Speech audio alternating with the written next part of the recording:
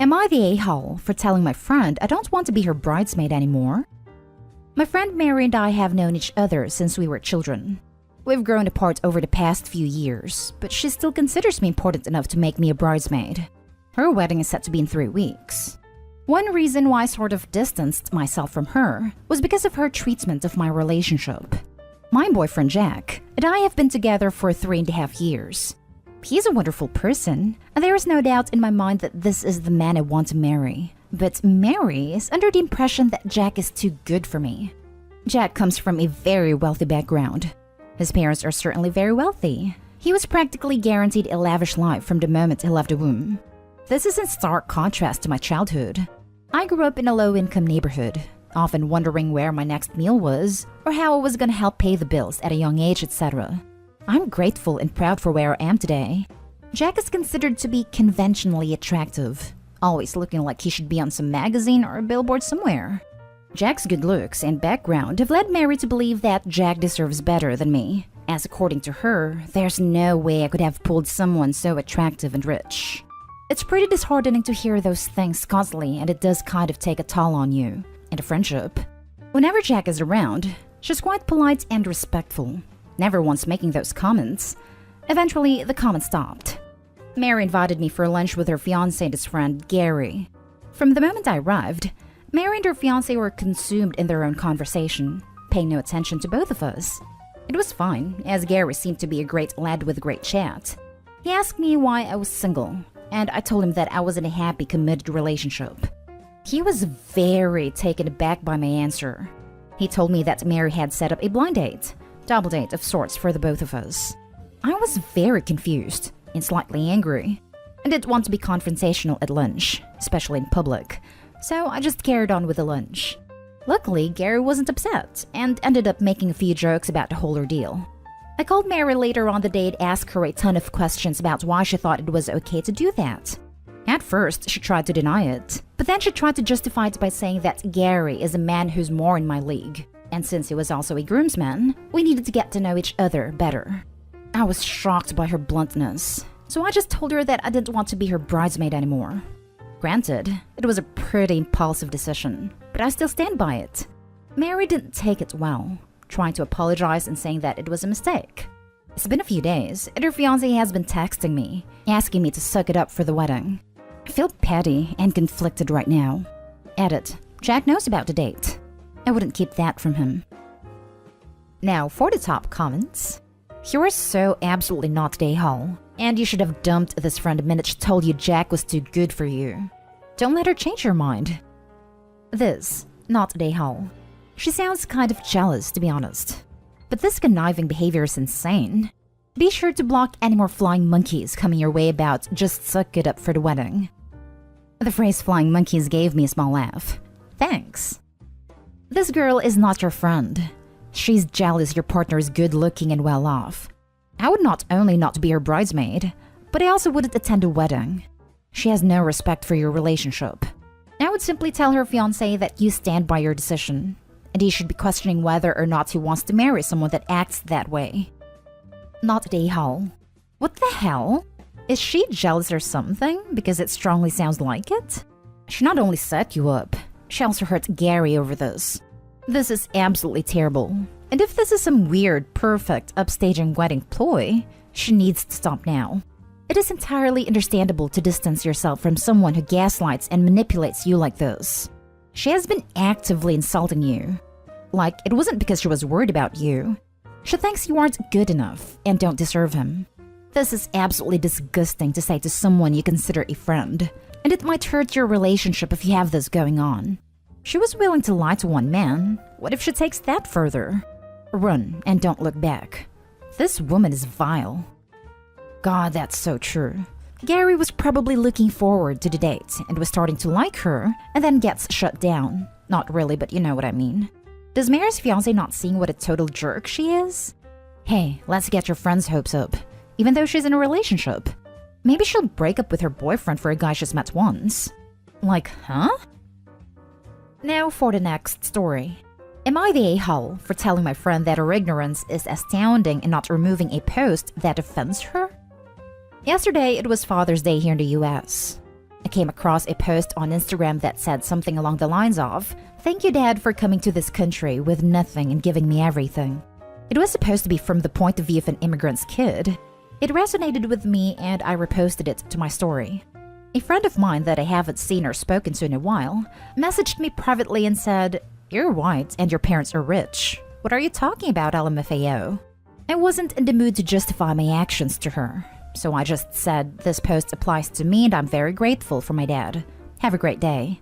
She proceeded to go on a tangent about how me posting that was extremely insulting to her because my parents are white and rich, and her parents are from Mexico and I have no idea what I'm talking about, and I've never struggled and neither have my parents who aren't even real immigrants.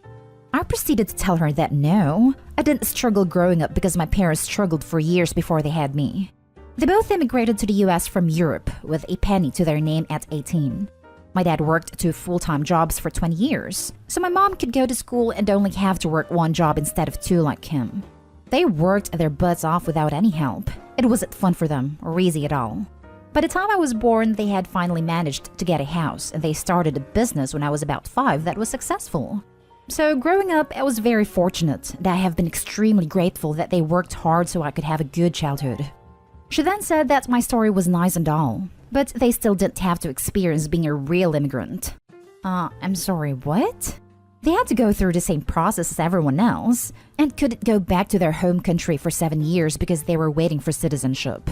I asked her to tell me how they weren't real immigrants. She said it didn't count because they came from Europe. I wasn't gonna sit there and play immigrant competition with her, so I told her that her ignorance was astounding, and I was done with this conversation. She replied telling me to take the post down, but I didn't. The post was showing gratitude to an immigrant parent for working hard to provide a good life for their kids, and that's exactly what happened here. So I'm leaving it up. My other friend says I should be more sensitive to the situation and understand what she was trying to say. Am I the a-hole here?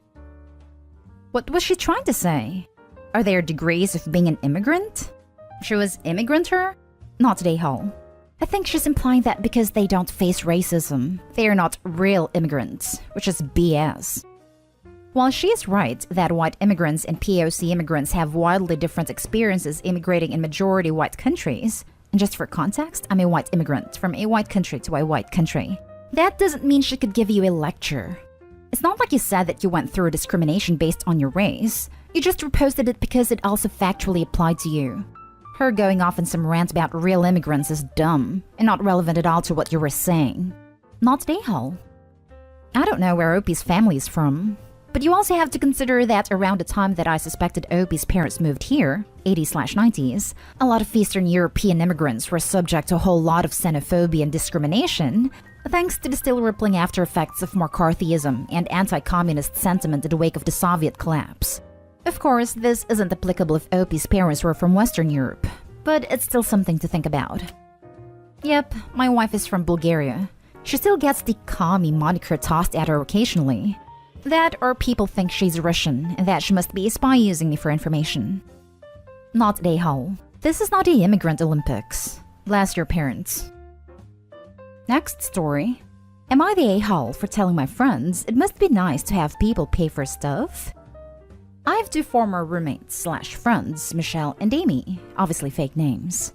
Michelle works in retail management and has been with her company for years, so she has a lot of PTO. She's also married to a man who makes a good amount of money. Amy has been on disability since an accident and also has her mom financing most of her life. I'm single, live on my own, and work as a year-round preschool teacher, started this year. Therefore, I have very little PTO. And I don't have a lot of disposable income like they do. We all live in different states. In December, Michelle had a miscarriage. I was there for as much as I could be from a distance, but I was guilted on more than one occasion that I didn't come to see her. 1, I couldn't afford a flight.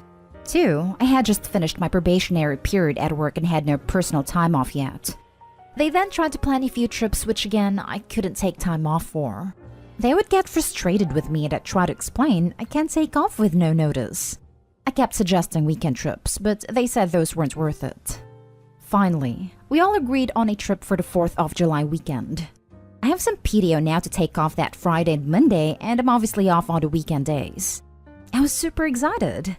Then Michelle canceled due to personal reasons, wouldn't elaborate, and I understood, said I was there for her, etc. Yesterday, I saw Amy post on Facebook that she can't wait to see Michelle over the 4th of July weekend. I was confused and texted Michelle asking if the trip was still on or not. I didn't get a response for a while, and finally Michelle said they didn't want me coming. They were mad that it took me so long to agree to a trip, and she still wasn't over me not visiting her during her miscarriage. I got really upset and explained myself. Amy chimed in, group chat, and said I care more about work than them. I snapped and said it must be nice to have a husband who can pay for these trips and a mom to pay your bills. They both got mad, and no one's spoken since. I'm starting to feel bad and wonder if I sunk too low. Maybe I'm being a bad friend? Am I the a-hole? Now for the comments. Absolutely not the a-hole. Your friends are not trying to understand you, but still want you to follow their every wish. That doesn't happen. That's very entitled behavior on their part. If they can't even respect you, you'd be better off without them. Sorry that some of us live in a reality and can't drop everything at a moment's notice. Opie needs better friends. And since she doesn't live close, she has a perfect way to break free. Block them, Opie. Make new friends where you live. Not a hole. Your friends are basically ignoring your circumstances while only caring about theirs, putting their needs above your constraints. If they are truly friends, they would have recognized these constraints of yours and be more understanding. It sucks to suffer a miscarriage, but you being there for her doesn't mean you must physically be there. You were there for her morally and also virtually. If she truly needs someone to be there physically, why can't she visit you instead and have a change of pace at the same time? Why must it be you who don't have PTO yet to do so? The self-centeredness of both of them is so appalling. I've often wondered this, why don't they come to me? And I think it's because I live nowhere exciting. They both live in big tourist areas, so it's fun. I live close to touristy things, but there's not a whole lot to do. So I guess I'm not exciting enough? Not today, Hole. Glad you didn't spend more money on the trip as they are not friends.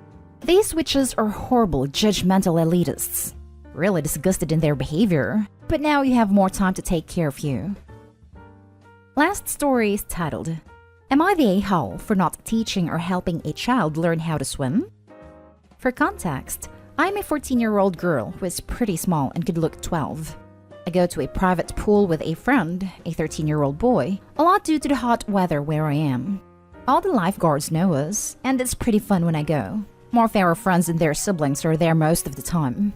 It's not very crowded, but still pretty big, with a 2-feet side and a deep end is 8 feet.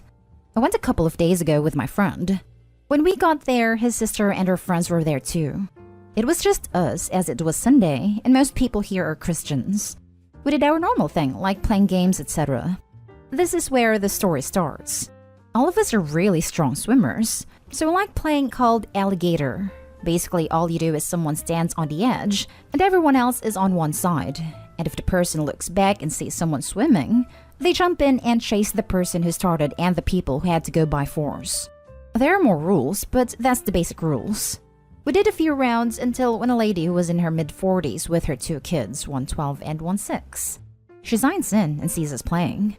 She puts her 6-year-old in the shallow end alone and tells her 12-year-old something I didn't hear.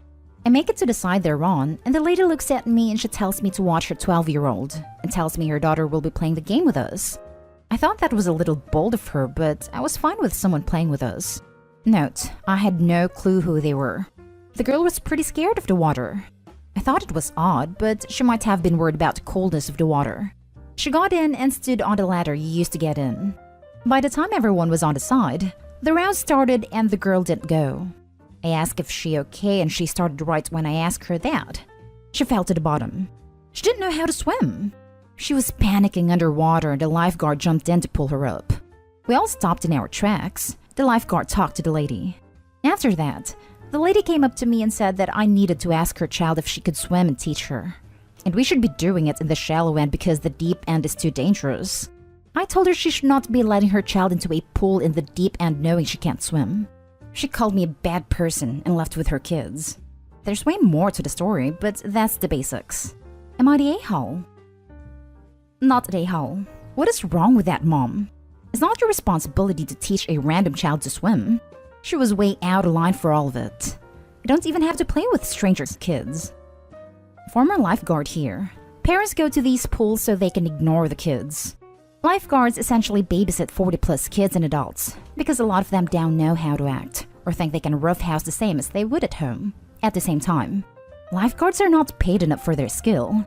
This surprises me absolutely 0% that this parent did this. Not at a-hole. Not at a-hole. The mother is an idiot. It's not a child's job to teach another child how to swim. Come to think of it, even though I know how to swim, especially a stranger. What is she thinking? She's lucky you're good kids and not a bunch of bullies, or this could have gone really bad even with a lifeguard there. Hell, even if Opie was a lifeguard, this wouldn't fly. When I was a lifeguard, we would tell parents they had to be in the water if their child couldn't swim. A lifeguard's job is to watch the whole pool in case of emergencies, not babysit one particular child. Also, it's not okay to even put a child in a situation that could lead to drowning, like this mom did. Not at a-hole. For context, I'm a 14-year-old girl who is pretty small and could look 12. The lady came up to me and said that I needed to ask her child if she could swim and teach her. Even if you were a 42-year-old Olympic swimmer playing in the pool, rather than a 14-year-old kid, that a-hole mom doesn't have the right to tell you that you have to do anything for or with her kids. I can only hope that this a-hole mom doesn't get her kids killed by dumping her parental responsibilities on total strangers.